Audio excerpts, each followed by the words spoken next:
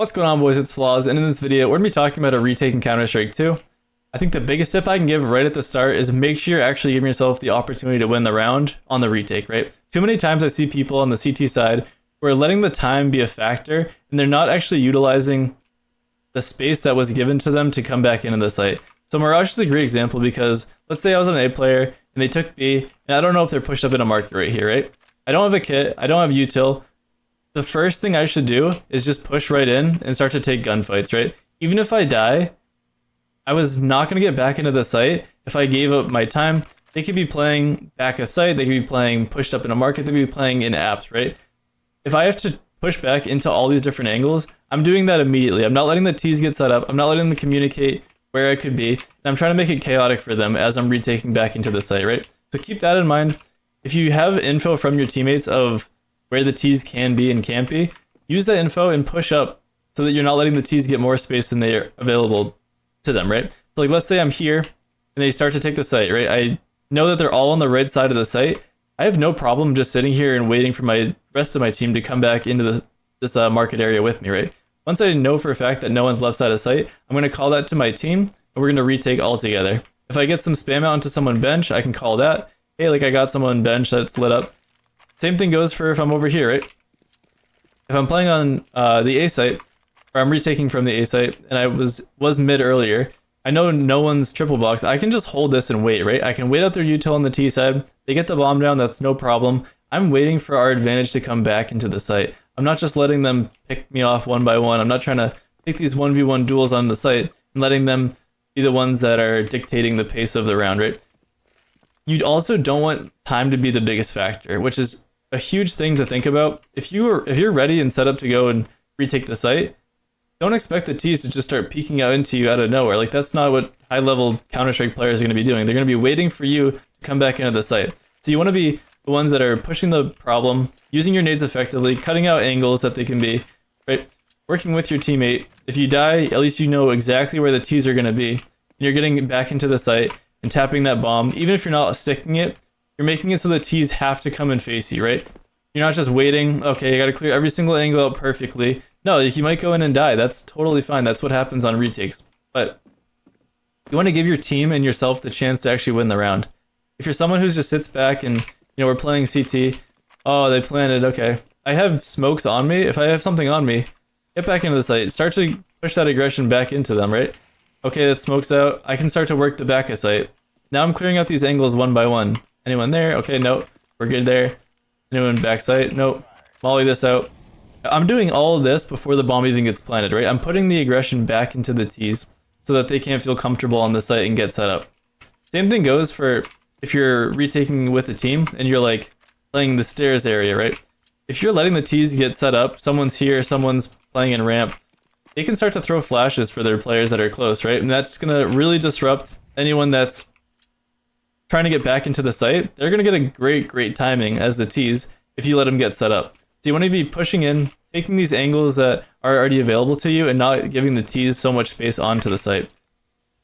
I talked about this when I talked about playing on the B site.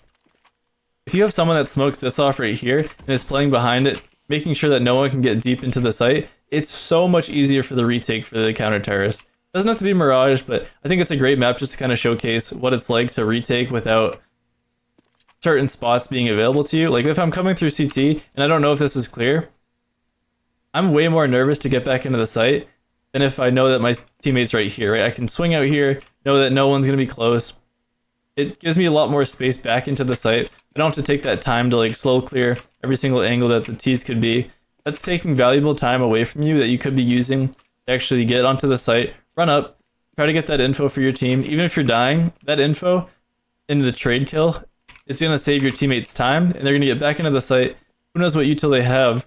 They're going to use that to be the deciding factor instead of just, you have your util, you never get back into the site, and you just end up losing the round. If the T's are doing a great job, like, let's say you're here, the T's can already be pushed up in a market. I might still try to take this 1v1 fight. You never know what could happen, but if they're using, like, their smokes, and they're smoking this off, and then they're using mollies, and then they're using nades, at that point, you gotta be like, okay, it's not even worth it. Like, for the time it would take me to clear out the spots on the site, there's no way I can even defuse, right? If you get to that point in the round, you might as well just fall back. You might as well save. You might as well try to reassess, use that weapon to get a double kill or a triple kill in the next round. Even if your whole team's eco, that one weapon can be like the deciding factor, more than if you're trying to push through a smoke into where the T's already know exactly where you're going to be and they're all aimed at the same angle.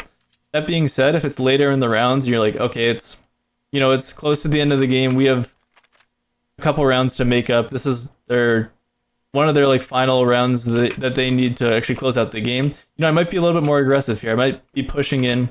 You got to be thinking of these things before the round even starts. Like, if it's close, do I need to go for this?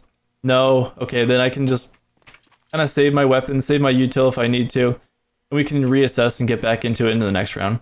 Keep thinking of this like as you're playing through the rounds. I know if you're learning the game, it's a little bit more difficult to think of kind of higher level complex things like that, but while you're in that like waiting period of buying your weapons and just sitting in spawn, think of like, okay, do we need to like go for more rounds, right? Is it a close match where, you know, maybe we can give this round away if it ends up being like a 1v3 like clutch attempt, or do I need to go for that, right?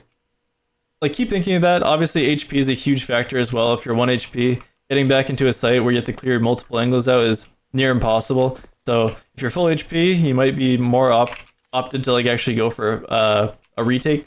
But I hope this helped you guys out, just to kind of have you think about different things of why you're retaking, like, is it worth it? And just kind of like different ways to use your utility and your teammates, right? You always want to be using your teammates in a retake to clear out different spots.